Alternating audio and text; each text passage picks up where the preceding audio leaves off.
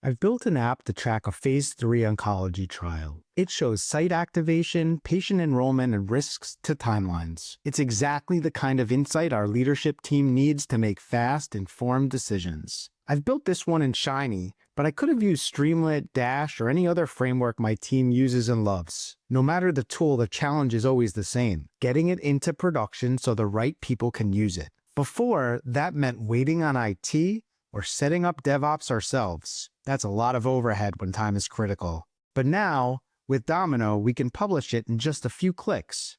We pick the Git branch, set data access, and choose the environment. This supports a modern SDLC, QA, staging, and production, all in the same project.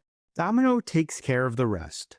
Compute, routing, and access are all handled automatically. Now my ClinOps stakeholders get a live app with a custom URL and full context. They can instantly drill into site-level performance to see which hospitals are lagging and first patient in. They can track enrollment variability by country and explore future pacing needs using our live forecaster. It's the kind of visibility that lets them course correct before timelines are at risk. Plus, I get usage insights to help me keep improving.